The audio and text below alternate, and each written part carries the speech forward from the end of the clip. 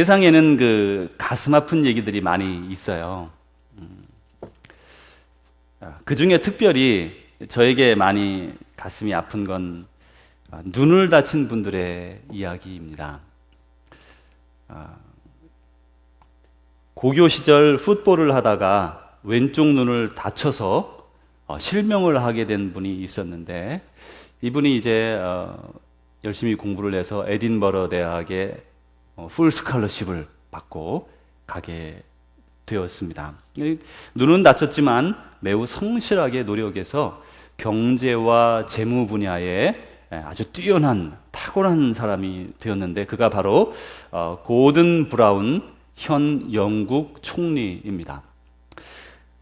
또 경기도 양평에서 출생해서 중학교 시절 실명하고, 그렇지만 성실하게 꾸준히 노력해서 백악관의 국가장애위원회 정책차관보를 지내다가 작년 2월에 췌장암으로 사망한 강영우 박사님이 있습니다. 그는 췌장암 진단을 받은 후에 이제 얼마 오래 살지 못한다는 진단을 받고 아름다운 작별, 이런 제목을 붙여서 여러 가지 일들을 행했는데, 그 중에 하나가 국제 로터리 재단 평화센터에 평화장학금 25만 불을 돌아가시면서 기증해서 더 큰 화제가 되었다고 합니다. 그 고든 브라운 현 영국 총리나 고 강영우 박사님은 젊어서 실명하는 슬픔을 당했습니다. 그러나 주님 안에서 그 어려움을 다 이겨내고 아름답고 훌륭한 그런 인생을 살아갔지요. 이 하나님의 은혜는 우리가 당한 고통보다 훨씬 큽니다. 하나님의 은혜는 우리가 지금 처한 이 상황과 아픔보다 훨씬 더 크다는 말씀입니다. 제가 왜 이렇게 눈 아픈 분들에게, 또 눈을 다친 분들에게 관심이 많이 가는가 하면, 우리 교회에도 그런 분들이 있기 때문에 그래요. 그 분들을 위해서 기도할 때마다, 아니, 그분들이 그렇게 많이 떠올라요. 젊으니까, 그죠? 젊은데 눈을 잘 사용할 수 없게 된 그 상황이 우리 교회에도 있습니다. 여러분들은 다 모르시지만. 제가 돌아가면서 식구들을 이렇게 어느 분량을 정해놓고 늘 새벽에 기도를 하는데, 그분들 기도는 그냥 어느 때나 그렇게 무릎을 꿇으면 그렇게 마음이 아파요. 마음이 아프니까 막 자연히 기도가 되지 않아요. 그죠? 그런데 이제 그 부모의 눈물은 얼마나 또 더 마를 날 없이 흐르겠습니까? 사랑하는 아들만 생각하면, 그 눈을 다친 그 상황을 생각하면, 요즘같이 이렇게 시각적으로 발전된 시대에 운전을 할 수 있나요? 뭐 얼마나 불편한지 말로 다 못합니다. 새로운 세상이에요. 새로운 세상이 그냥 어두운 세상이 열리게 되는 거죠.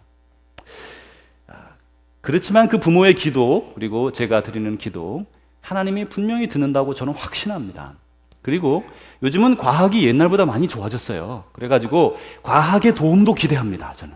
그리고 그뿐 아니라 하나님께서 은혜의 손으로 만져주셔서 회복시켜 주시기를 또 더 기대하고 또 간구합니다. 하나님의 은혜는 우리가 생각하는 것보다 훨씬 더 큽니다.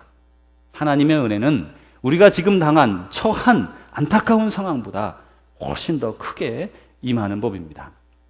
오늘 우리가 나누는 이 청지기, 참된 청지기 이야기는 바로 그 사람이 사랑받는 귀여운 아들에서 형제들에게 미움을 받아 노예로 팔려버린 정말 어처구니 없는 인생의 이야기를 나누게 될 것입니다. 그는 12식구의 밑에서 두 번째로 태어나 부모님의 사랑을 받고 자란 사람이었지만, 노예로 팔려가는 아주 파란만장한 인생을 살면서 그 속에서 하나님과 함께하고 하나님께 사랑받았던, 그가 어떤 청지기였길래 그렇게 살아갔는지의 모습을 찾아보려고 합니다.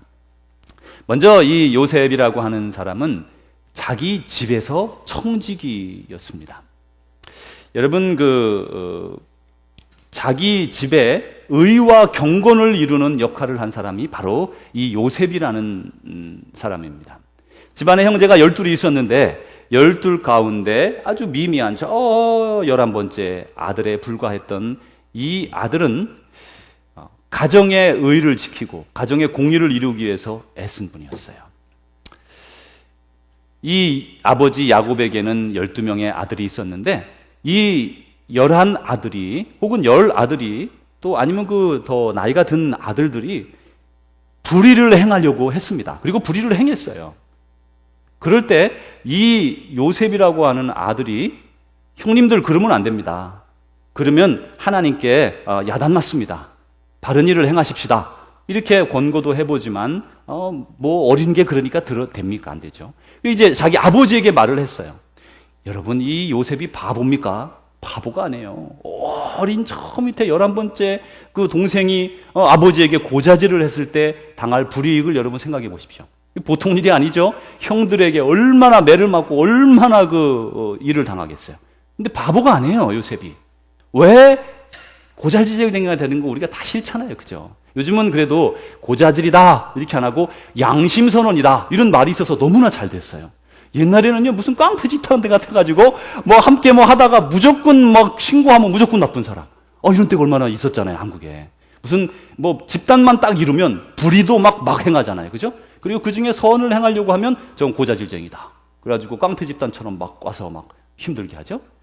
그런 사회 속에 살던 그런 가정에 있던 요셉이 그런 몰매를 맞을 수도 있고요. 뭐 형들의 따돌림을 받을 수 있고 그런 나쁜 일 하는 게 얼마나 재밌어요, 그죠? 그때 막 나쁜 일 하는 걸 못하게 할 때마다 어려움을 많이 겪었겠죠. 그렇지만 그가 바보가 아님에도 불구하고 가정의 의를 세우기 위해서 아버지에게 그 사실을 고하고는 했습니다.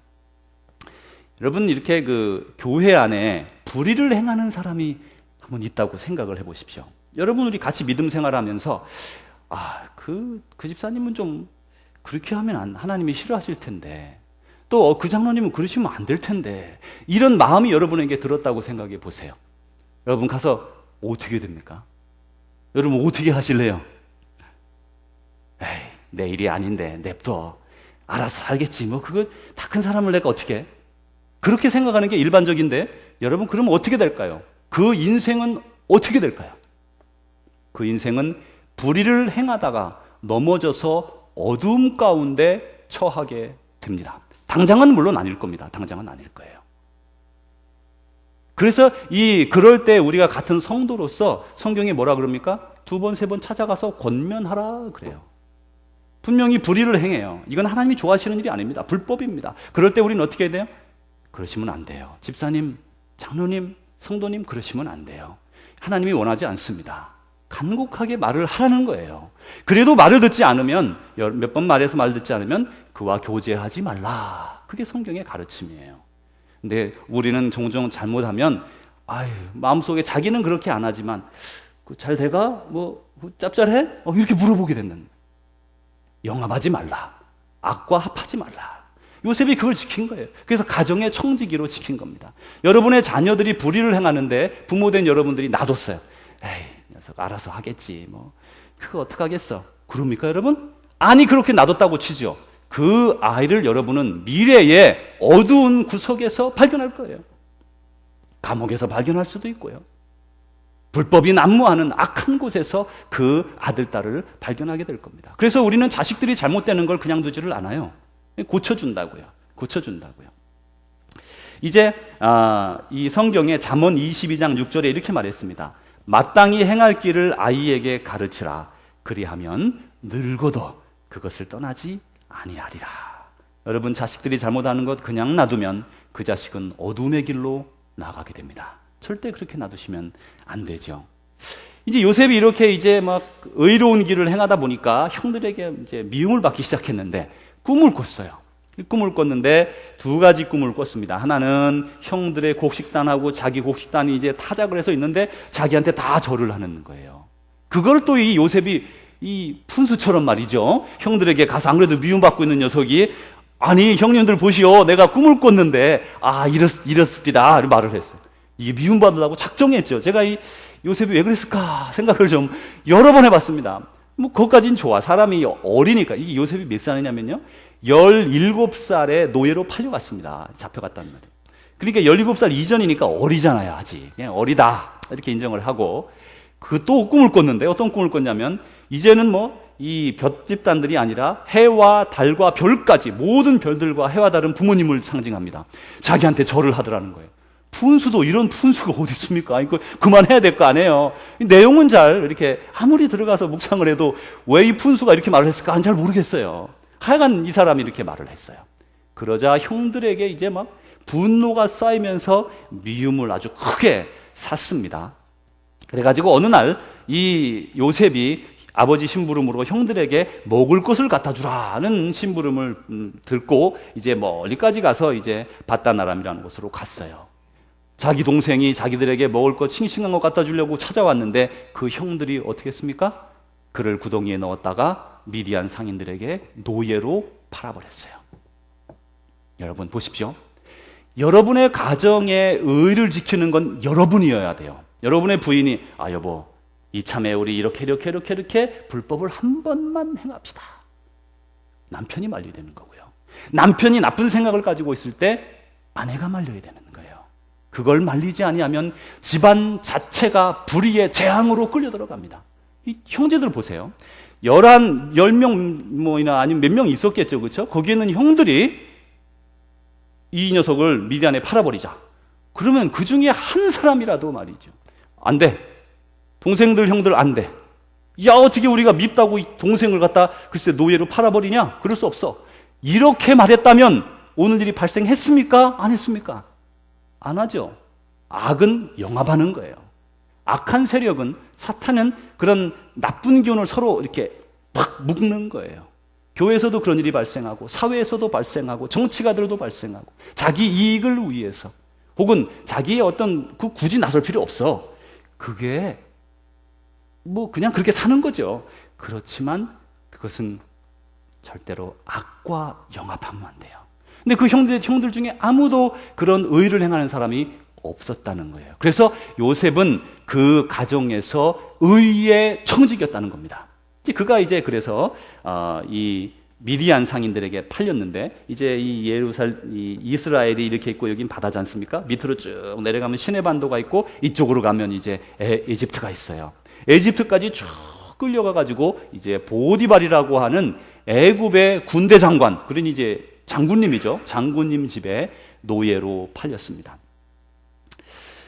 이 보디발의 집에 팔려간 이 요셉을 한번 보세요. 노예로 외국에 잡혀가서 이제 어느 집에 처음 들어온 노예가 됐는데 이 노예가 그 집에서 아주 성실하고 공의롭게 일을 했습니다. 우리가 어떤 상황에 있든지 이 요셉이 지금 성실하고 또 공의롭게 일을 행하는 걸 볼 수가 있어요. 근데 여러분, 우리가 이민자의 삶을 살아서 잘 알지만 외국에 가서 이렇게 그것도 처음에 잡혀갔을 때 말이 통했겠습니까? 뭐가 됐겠습니까? 이 이스라엘이 쓰는 언어가 다르고 애굽이 쓰는 언어가 에집트가 쓰는 언어가 다르잖아요. 외국에 잡혀가서 말도 안 통하는 거예요. 근데 거기서 노예 노릇을 하려니 얼마나 야단도 많이 맞고 매도 많이 맞았겠어요. 선배 노예들한테도 매 맞았을 것이고 가정 총무도 있었을 것이고. 그런데 이제 그가 아주 성실하게 행하자 이 보디발의 눈에 들게 되었어요. 근데 우리가 사람들에게 이렇게 눈에 드는 거, 사람들의 페이버를 얻는다 그러죠, 우리가 영어로. 페이버를 얻는 것들은 아주 쉽게 자연스럽게 이루어지는 것 같지만 그 이면을 살펴보면 다른 게 있어요. 예를 들어 어떤 그 사람이 있는데 어떤 여성이 어디로 왔어요. 너무너무 예쁘고 막 좋아요. 그럼 남자들이 다 좋아하죠, 그죠? 예쁜 여자는 남자들이 다 좋아합니다. 또 어떤 남자가 하나 왔는데 너무너무 잘생겼어. 내가 저런 사람하고 한번 살아봤으면까지는 안 돼도 그냥 악수라도 한번 해보고 싶고 말이죠. 그 잘생겨서 그런 거 어떻게 해요? 할 수 없죠, 그거. 누가 어떻게 말래요? 여러분, 잘생기고 또 예쁜 분들은 너무 좋아하지 마세요. 사탄의 유혹에 있어요. 그래서 여러분, 적당하게 생긴 게 얼마나 은혜인지 저희 늘 얼마나 감사한지 몰라요. 저보고 막 잘생겼다는 여자 성도님을 본 적이 없습니다. 이제까지 제가. 참 감사하죠. 하나님의 은혜예요, 정말. 하여튼 그런데 이제 이 잘생긴 것 때문에 호의를 받을 수 있어요, 사람이. 어떻게 하겠습니까? 좋은 걸, 그죠? 좋은 걸 어떻게. 그런데 이 사람이 그런 거 아니고 자연스럽게 이렇게 좋아지는 거 있죠? 인격에서 나오기도 하고 여러 가지에서 나옵니다. 근데 이렇게 자연스럽게 사람이 좋아지는데 그 페이버를 얻는 거는 내가 잘나서, 뭐 내 인격이 고매해서, 뭐 예뻐서, 잘생겨서, 뭐 그런 것도 있겠지만 그 이면에 하나님이 그 사람의 눈에 보기 좋게 만드는 하나님의 은혜가 있는 거예요. 여러분 누구에게 이렇게 사랑을 받거들랑, 특별히 아내가 남편에게 지금까지 한 30년, 40년 살았는데 지금도 보기만 하면 그냥 눈에 그냥 은은한 눈빛이 쫙 흐르는 그 남편을 두었거들랑, 여러분 하나님께 부인들은 감사해야 돼요. 이 남편이 40년 되도록 나를 이처럼 사랑하는구나. 얼마나 감사한 건지 몰라요. 거꾸로도 마찬가지예요. 이 세상에 좋은 남자 많은데 자기 남편만 탁 보면 그냥 이 남자 참 수고 많아. 나를 위해서, 가정을 위해서 정말 수고 많아. 뭐 빼빼 마르고 말이죠. 뭐 이거 뭐 배도 좀 나오고 별 볼품 없는데 그래도 좋아 보이는 거. 하나님의 은혜란 말이에요. 이게 그런 은혜를 이 요셉이 하나님께 얻어가지고 보디발에게 그런 은혜를 입었습니다. 그래서 이제 그가 어린 나이에 그 큰 집의 가정 총무가 됐어요. 이건 뭐냐면 청직이라는 겁니다. 청직이는 집이라는 말에서 나온 말로 집안을 다 다스리는 최고의 그 높은 사람을 청직이라고 불러요. 그런데 이 청지기가 됐는데 여러분 보세요. 지금 요셉이 몇 살입니까? 17살에 잡혀왔죠. 그래서 노예 생활 몇 년 했죠. 그럼 몇 살 됐겠어요? 해봐야 스물 갓 되지 않았겠어요? 20 된 사람에게, 그것도 외국인, 말도 자기 나라 사람마다 못해요. 그런 사람에게 온 가정의 일을 다 맡길 사람이 있겠습니까? 잘 없어요. 여기에 하나님께서 그 사람에게 보여준 보디발의 눈에 참 이 사람이 좋게 보인 은혜가 들어있는 걸 알 수가 있는 거죠. 그래서 이제 이 요셉이 그 가정의 총무, 곧 청지기가 되었습니다. 노예로 뭐 이쯤 됐으면 성공한 거 아니에요? 그죠? 애굽이라고 하는 그 좋은 나라에 가서 가정 총무면 노예기는 하지만 상당한 자유가 있었고 그 집안의 재산을 자기 맘대로 부릴 수 있는 자율권이 있는 사람입니다. 이제 성공했어요. 이 정도면 뭐 노예로서 충분히 뭐 남은 인생을 배 두드리면서 편안하게 살 수 있는 위치에 왔어요. 그런데 사탄이 그를 그냥 두지를 않습니다. 여러분, 우리가 어떤 좋은 상황에 들어가서 이 정도면 내 인생이 괜찮아, 이렇게 해서 그냥 지금처럼 현상 유지해서 이렇게 해서 죽을 때까지 살면 되겠다라는 생각이 들 때가 있습니다. 좋을 때 이보다 더 좋을 수 있을까?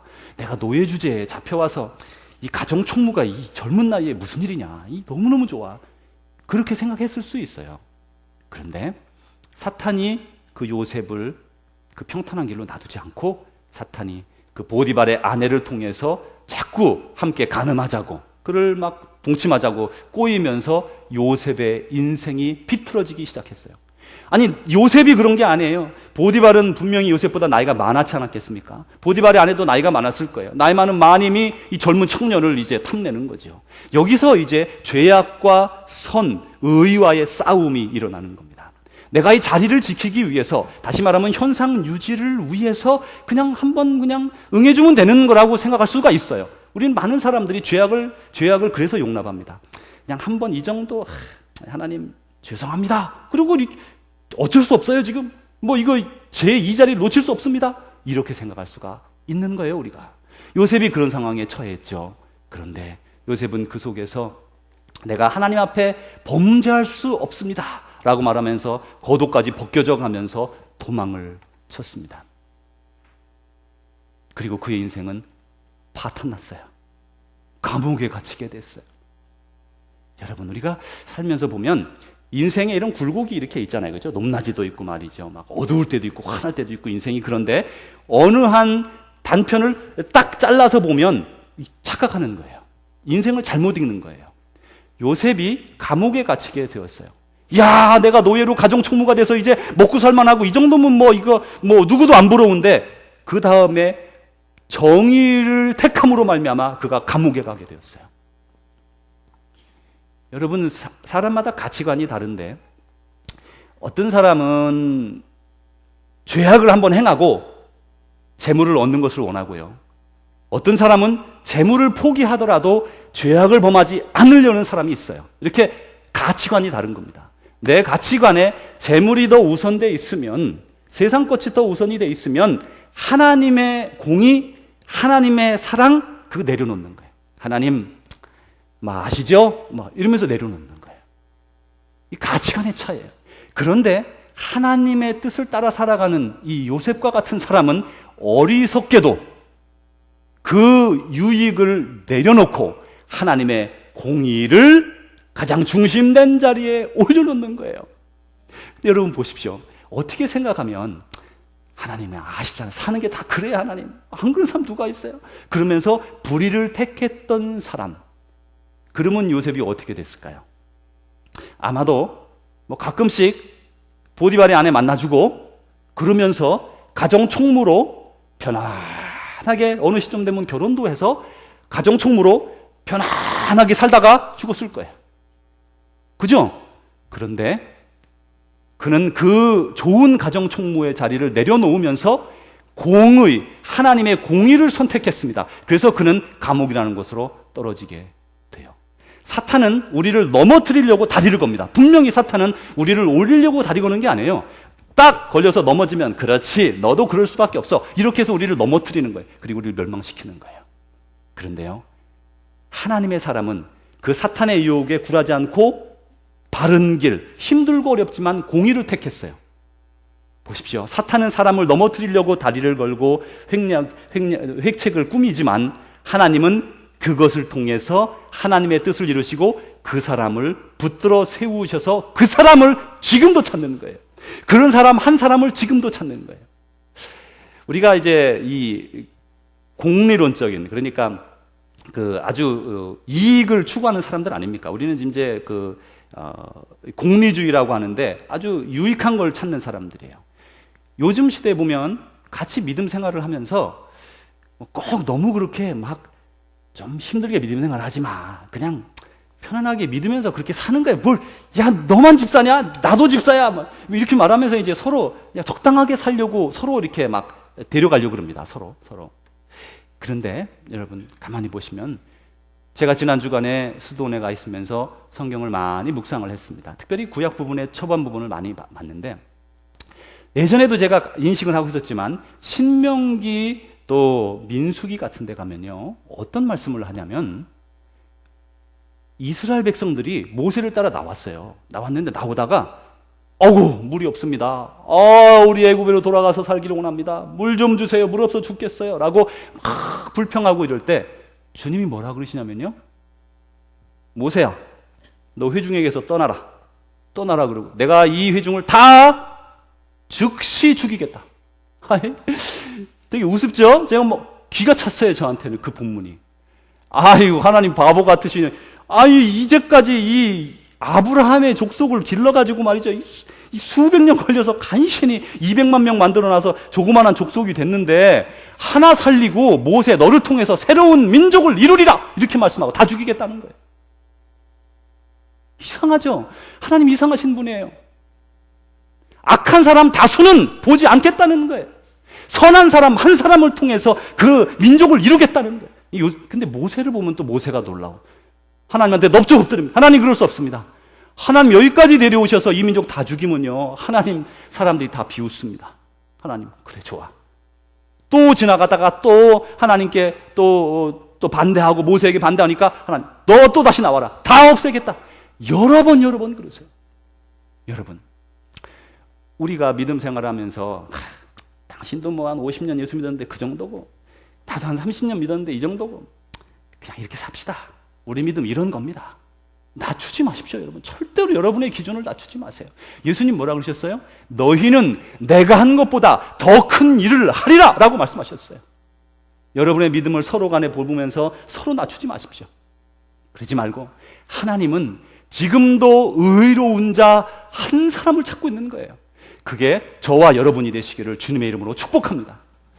이제 이 보디발의 집에서 이제 쫓겨 이 보디발의 집에서 참된 청지기로 지냈던 요셉이 참 억울하게 이제 감옥에 가게 되었어요. 인생 참 억울하죠. 참 억울하죠. 이제 세 번째로 왕의 죄수를 가두는 감옥에 요셉이 갇히게 됐습니다. 외국에 잡혀가서 세상에 감옥에 갇히게 된 거예요. 이 감옥에 갔는데 하나님께서 요셉에게 또 은혜를 베푸셔서 그 간수장이 이 요셉을 잘 보게 만들었습니다. 그래서 간수장이 이 요셉에게 모든 것들을 다 맡기고 감옥의 모든 일들을 다 하도록 옥중죄수를 다 맡겼습니다. 잠언 24장 16절에 보면 이렇게 말씀합니다. 의인은 7번 넘어지더라도, 의인이 몇 번 넘어진대요? 7번. 의인이 넘어지네, 그죠? 의인도 넘어지는 거예요. 의인이 넘어질 때가 있어요. 의인이 7번 넘어질지라도, 7번이라는 말이 제 마음을 많이 두드립니다. 왜냐면요, 7번은 성경에서 완전수예요. 많다 이 말이에요. 그럼 의인이 넘어질 수 있다는 거예요, 살면서. 그런데 성경이 뭐라 그래요? 다시 일어나려니와. 의인은 반드시 다시 일어난다는 거예요.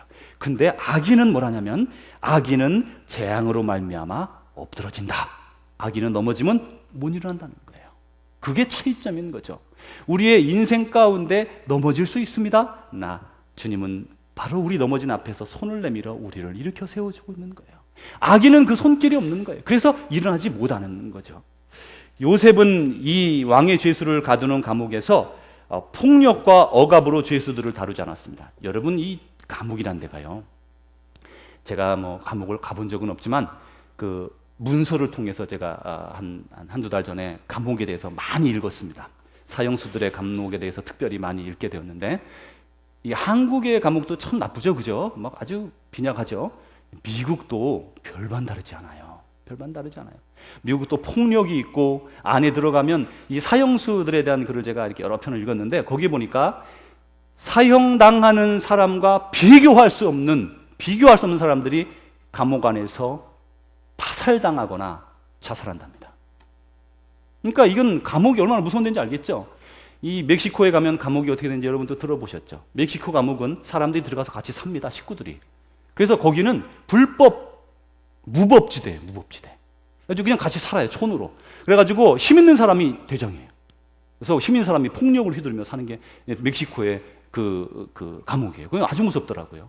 그래서 이제 이런 감옥은 미국에서도 무섭습니다. 이 옛날의 감옥이 얼마나 무서웠겠어요. 법이 없죠, 뭐 그냥 맘대로, 간수장 맘대로 해요. 그런데 이 요셉이라고 하는 젊은 청년이 그 감옥을 다 다스리는 사람이 되었는데, 그 사람은 사랑과 친절로 사람들을 대했어요. 사랑하고 친절할 필요 없어요. 죄진 사람들입니다. 벌 받아야 될 사람들이에요. 사람들이 이렇게 생각해요. 그런데 요셉은 그 사람을 사랑하고 그 사람들에게 친절을 베푼 거예요. 감옥에서도 말이죠. 자기도 감옥에 그 죄인으로 있으면서 말이에요. 이제 이때 이제 2명의 사람들이, 그 왕을 섬기던 사람들이 들어왔는데, 술 맡은 관원장과 왕의 그 떡 맡은 관원장입니다. 이 사람들은 보통 직책이 아닙니다. 지금 우리 그 한국의 조선사에도 그런데, 조선 말기에 보면 고종 같은 분은 음식으로 일본 사람들이 독살을 하려고 여러 번 시도를 했기 때문에 그 음식을 먹지를 못해가지고요, 선교사 알렌, 의사로 들어갔던 선교사 알렌 부인이 외국 음식에서 밥을 먹었다니까요, 고종이 한동안. 그렇게 이제 막 독살하려고 애를 많이 썼습니다. 사람마다, 왕조마다 그런 게 많았어요. 예전엔 더 그랬기 때문에 왕조가 막 하루아침에 막 독살시키고 바뀌고 막 이러잖아요. 그러니까 이제 음식을 준비하는 사람은 왕과 아주 가까운, 왕이 정말 신뢰하는 사람들이었어요. 근데 누가 들어왔습니까? 떡 맡은 관원장, 먹는 거 맡은 관원장이 들어왔다는 건 아주 왕과 가까운 사람이고, 술 맡은 관원장이 들어왔다는 건 또 그만큼 가까운 사람입니다. 왕의 측근이에요. 그런데 그 사람들 둘이가 들어와서 꿈을 꿨죠. 그 꿈을 이 요셉이 들어주고 해석을 해주잖아요.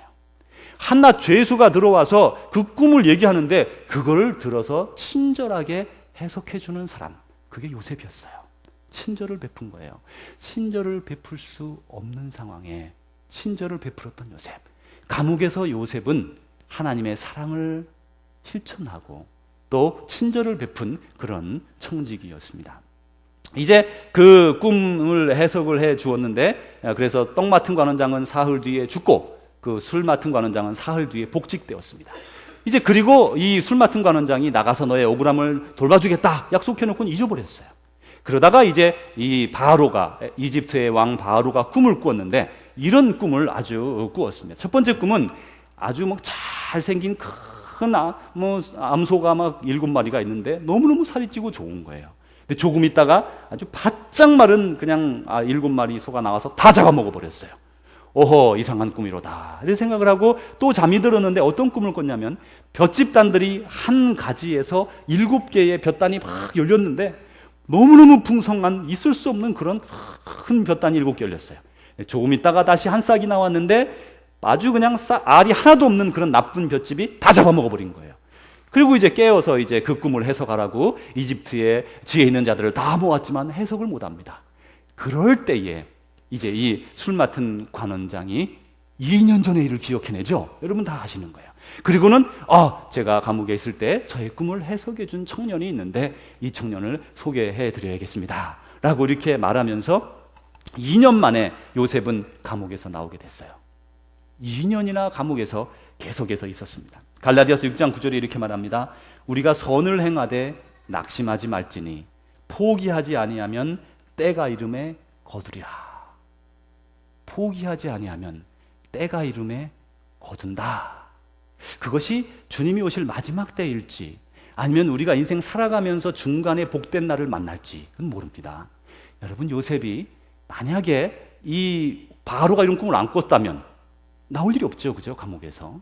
또 이 술 맡은 관원장이 몰라 하고 잊어버렸으면, 더 이상 생각하지 않았으면 더 이상 아무 일도 일어나지 않았을 거예요. 그러면 요셉은 어떻게 살았을까요? 요셉은 그 감옥의 그 간수장 밑에서 평생 쭉 그렇게 살았을 거예요. 어떻게 살았을까요? 감옥에서 사랑을 행하고 그리고 친절하게 살았을 거예요. 여러분, 우리가 어디 있는가도 중요합니다. 그런데 어떻게 살아가느냐가 훨씬 더 중요한 거예요. 오늘 성경의 요셉은 다 뒤에 얘기가 잘 풀리지만 어떤 사람은, 혹시 저와 여러분은 그 어두운 감옥에서 주님의 택함을 받아 끝까지 사람들을 사랑해줘라, 끝까지 사람들에게 친절을 베풀어라 라고 부름받을 수도 있어요. 마지막에 총지기로 섬긴 사람과 감옥에서 간수로 최선을 다해 사랑하며 섬긴 사람과 누가 성급이 더 클까요? 몰라요. 몰라. 그게 문제가 있는 거예요. 어쨌든 우리 사람들은 큰 걸 좋아하고 성공하는 걸 좋아합니다. 그래서 이제 그렇게 넘어가 봅니다. 이제 이 바로가 꿈을 꾸고 이제 이 요셉이 포기하지 않아가지고 끝까지 2년 동안 열심히 성실하게 사랑과 또 사랑을 행하고 또 친절을 베풀며 살아가다가 이제 바로 앞에 세워졌습니다. 이제 바로의 궁전에 서게 됐어요. 이 바로 앞에 선 요셉이 그 바로의 꿈을 잘 해석해 주었습니다. 그러자 그 꿈의 해석이 이래요. 7년 동안 아주 풍년이 들 것이고 그 뒤에 연결해서 7년 동안 이 땅에서 볼 수 없었던 큰 흉년이 들 겁니다. 그러므로 잘 준비해서 이 사람들을 이렇게 죽지 않도록 도와야 됩니다 라고 말했습니다. 여러분, 옛날에는 요즘처럼 곡식을 잘 보관할 수 있는 기술이 별로 없습니다. 약합니다. 그런데 7년 이상 14년까지 곡식을 보관하려면요, 지금 같으면 우리가 냉동 창고가 있고 하지만 옛날엔 잘 안 되는 때잖아요. 이제 그런 여러 가지 지식을 다 동원해서 그 7년 풍년을 잘 활용해야 됐어요. 근데 그 당시에는 곡식 보관의 기술도 약하고 여러 가지 그 풍년이 돼도 그렇게 많이 안 남기 때문에 늘 사람들이 흉년이 한두 해가 들면 아주 많은 사람이 죽었다는 기록을 로마 기록에 읽을 수 있어요. 실제로 많이 죽었다는 거예요. 이런 기근의 때에. 그런데 보십시오. 이 바로가 요셉의 말을 들었죠. 7년 풍년, 7년 흉년이 옵니다. 그걸 듣고는 바로가 즉시 당신처럼 하나님의 신에 감동된 자가 어디 있느냐, 당신이 우리나라의 국무총리가 되어달라 그러면서 인장 반지를 끼워주고 그걸로 인을 치면 법적 효력이 있는 거예요. 그리고 나서 그에게 이제 세마포 고운 왕족 입는 옷을 입혀주고 목걸이를 끼워줬는데, 그 당시는 이 목걸이를 끼워주면 정말 고귀한 자다라는 표현이랍니다. 그래서 고귀한 자라는 뜻으로 목걸이를 채워주고, 그리고 또 당시에는 재정일시 사회지요. 그래가지고 종교와 그 정치가 일시된 사회라 제사장은 아주 높은 왕족과 유사한 계급이었습니다. 그런데 그 제사장의 딸과 보디베라라는 그런, 아마 예뻤을 거예요. 그죠? 이 제사장의 딸이 집에서 잘 고이고이 자랐으니 얼마나 예뻤겠어요. 그 예쁜 딸과 결혼도 시켜줬어요. 모든 걸 이제 요셉이 다 가졌습니다. 없는 게 없어요. 이제 권력이 주어졌죠. 그런데 요셉은 아직도 사랑이 많고 의로운 사람이었어요. 권력을 가지게 되자 이 보디발의 아내, 내가 너 때문에 얼마나 고생을 했냐 그러면서 그냥 당장 그냥 어떻게 한 것이 아니에요. 우리 형들이 나를 팔아가지고 내가 애굽에 와서 이처럼 노예로 고생하고 감옥 가서 살고 그만 나도 그냥 놔둘 수 없다, 이렇게 하지 않았어요. 그리고 그는 이 어떤 상황에서도 이 7년 풍년을 잘 활용해서 이집트와 이집트 근방에 있는 나라들의 사람들이 굶어 죽지 않도록 총리로서 최선을 다하는 거예요. 어떤 사람은 권력이 생기면요, 그 권력을 이용해서 뇌물을 받고 또 그 권력을 이용해서 재물을 끌어모으는데 집중하는 사람들이 있습니다. 대통령 측근 분들이, 그런 분들이 막 종종 있어가지고 말이죠, 속상하게 만들죠. 그런데 요셉은 그 권력을 갖자 이 흉년 7년 동안에 죽어갈 사람들, 그 사람들을 불쌍히 여기면서 그 가진 정치적인 권력을 가지고 그들을 죽지 않도록 준비하는 생명의 청지기가 되는 거예요. 너무너무 놀랍지 않아요? 그 준 권력 가지고 자기를 위해 사는 게 아니라 하나님의 나라를 위해 그 청지기 역할을 감당합니다. 그는 애굽의 국무총리로도 참된 정치인 청지기가 되었습니다. 마지막으로 요셉은 가정에서도 청지기가 되었습니다.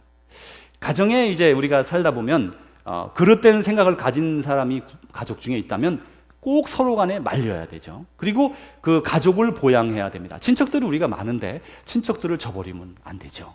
이 요셉은 그 자기를 팔았던 형님의 가족들을 다 이민 애굽으로 불러가지고 잘 살도록 이렇게 도와주었습니다. 우리 미국에 보면 처음에 이민 초기에 일찌감치 이민 오신 분들이 그때는 김치가 있습니까? 뭐가 있습니까? 고생 많이 했어요.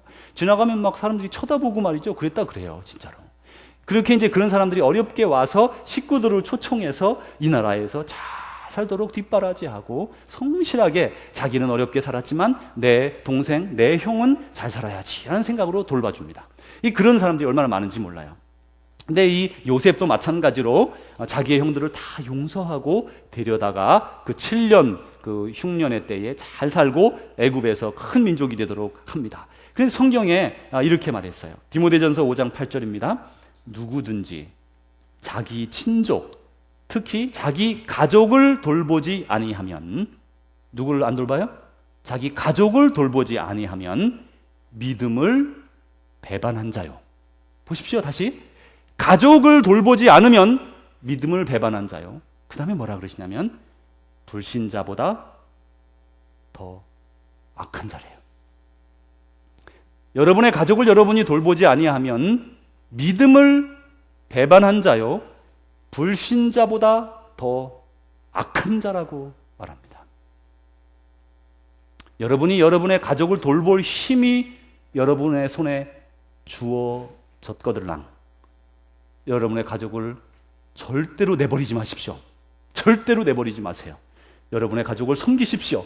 최선을 다해서 섬겨야 합니다. 오늘 말씀 보면 섬기지 않는 사람은 믿음을 배반하고 또 불신자보다 더 악한 자다, 이렇게 말을 했어요. 갈라디아서 6장 10절에 이렇게 말합니다. 그러므로 우리는 기회에 있는 대로 모든 이에게 착한 일을 하되 더욱 믿음의 가정들에게 할지니라. 우리는 믿음의 한 형제자매잖아요. 그래서 우리는 세상에 있는 많은 사람들에게 이렇게 선을 베풀어야 됩니다. 그런데 누구에게 선을 먼저 더 베풀라고 하냐면 믿음의 사람들, 우리 형제자매들에게 가장 먼저 선을 베풀으라고 그래요. 여러분 주위를 잘 돌아보세요.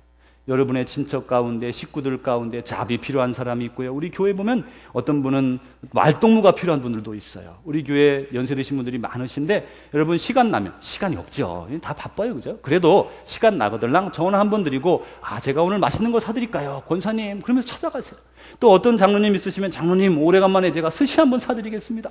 그러면서 가서 우리 교회 식구들 뭐 스시 하는 집이 얼마나 많아, 그죠? 돌아가면서 가는 거예요. 얼마나 좋아. 그게 바로 사랑인 거예요.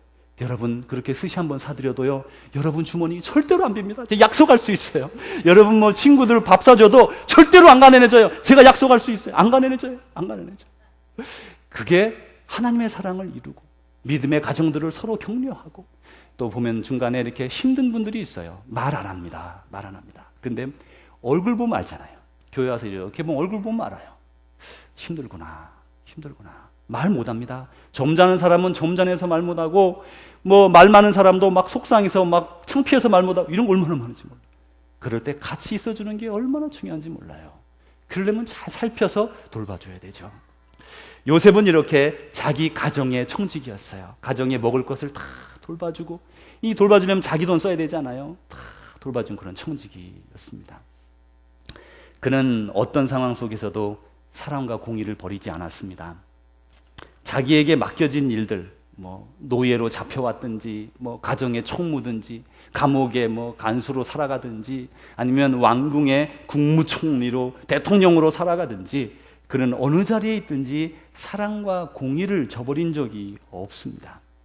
이런 사랑과 공의를 베푸는 것은 우리 믿는 자들의 특권입니다. 그리고 의무기도 해요. 여러분 보세요. 여러분, 사랑을 어디에서 기대합니까? 이 땅에 사랑이 있잖아요. 그죠? 사랑이 있죠. 부부간의 사랑이 물론 있습니다.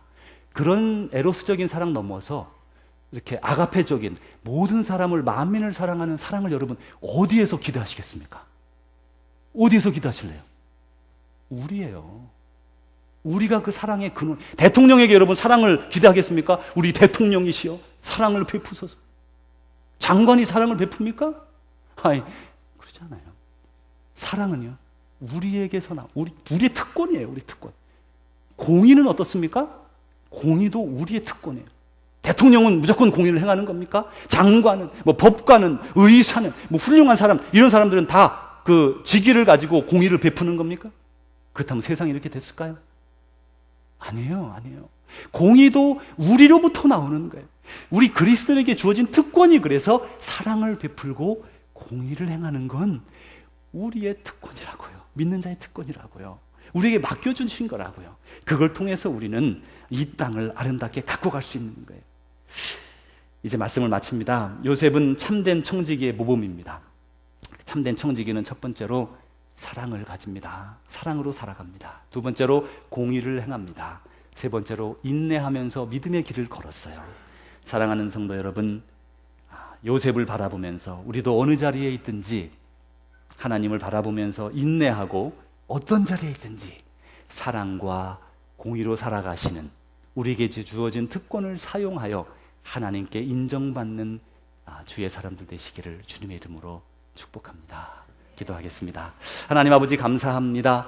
우리를 주의 자녀로 부르셨으니 하나님, 우리의 삶이 주님을 닮은 삶이 되게 하시고, 하나님, 우리를 통하여 이 땅에 사랑과 공의를 펴는, 그리고 인내로 믿음 가운데 걸어가는 참된 청지기 요셉과 같은 자 되게 하여 주셔서 우리의 남은 인생에 하나님의 이름을 높여드리는 인생들로 살아가게 하시고, 마지막 주님 앞에 섰을 때 잘했다, 충성된 종아, 나의 기쁨에 참여하라, 칭찬 듣는 모두 되기를 주의 이름으로 축복하며 기도하옵나이다. 아멘.